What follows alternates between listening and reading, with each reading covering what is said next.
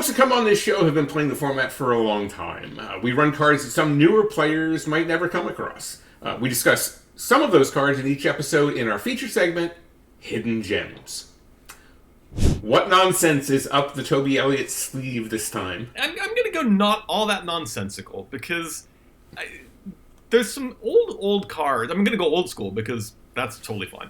But I'm actually going to use an enchantment removal spell today. All it does is destroy target enchantment. But there's a mechanic in Commander that's very, very powerful and probably a little underused, and that's buyback. There's a spell from Exodus, called Allay. Yep. And Allay is destroy target enchantment, costs white and 1, which on its surface is not all that powerful in ability, because that's an overcosted, underpowered disenchant. Right. But it's got buyback 3. And this is actually a really nicely designed card. And buyback in general is a pretty nicely designed mechanic, because there are effects in Commander which will let you dominate the table from an enchantment destruction standpoint. The most obvious one is Aura Shards. Like, if I play Aura Shards and every one of my creatures is a disenchant, I can just start nuking the table's enchantments. Yeah. Allay is very powerful in that you can absolutely start nuking the really important enchantments on the table. But at 5 mana to kill an enchantment, there's a lot of gating there in terms of how much you can actually wreck everybody. So that's actually a nice design in that it gives you the flexibility. If you actually just absolutely have to, it's 2 mana, destroy Zendikar Rising, and you move on with the game. Mm-hmm. But it's also 5 mana to take out an enchantment that's a real problem right now and have this option again in the future. Because it's not take out 3 enchantments, that's 15 mana.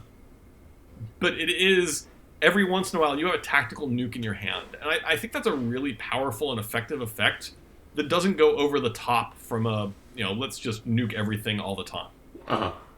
And you're also fond of playing the artifact destruction one that has buyback, the red one. The red one? Yes. When I have red decks, I will absolutely put that in, because it's the same effect effectively. It's a narrower card, so destroy target artifact. So it's a narrower disenchant, but it does allow you to spend that mana repeatedly to destroy, and you're not going to waste it on a bunch of Soul Rings, because by the time you have the mana necessary to, that Soul Ring's not actually impacting the game on the same level.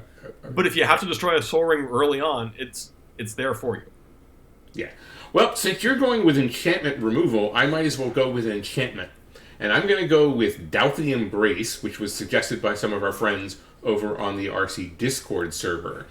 It is from Tempest, and I think hidden gem cards need to all be original border cards. That we need to go back. We really need to plumb the depths of this mine. So it's from Tempest. It's a black enchantment for 2 and a black, and it has the activated ability of black. Target creature gains shadow until end of turn. Now, there's the obvious, right? Play this, give your commander shadow so nobody can block it, and get in there.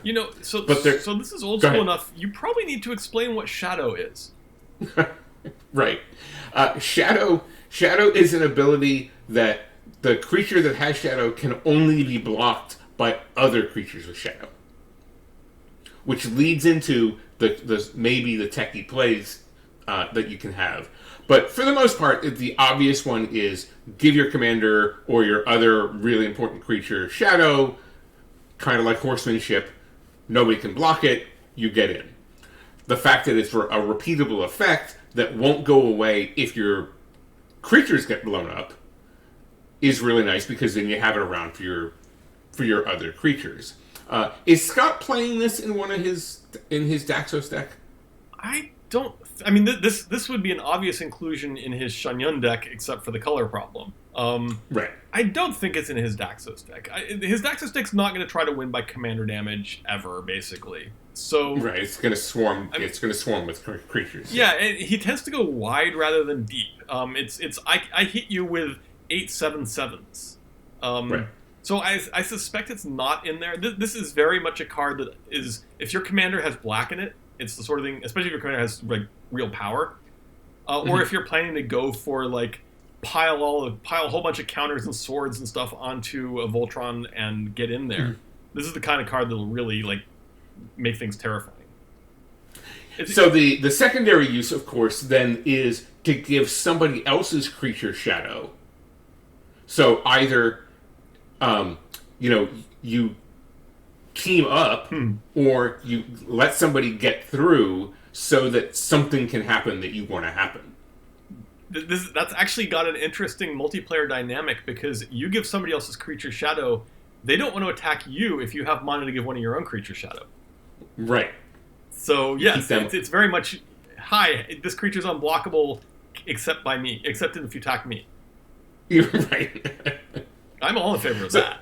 Yeah, Doubt the Embrace is the second hidden gem of the week. We've dipped into the mines, dug up a few of them. Here's hoping we've inspired you to do a little spelunking of your own.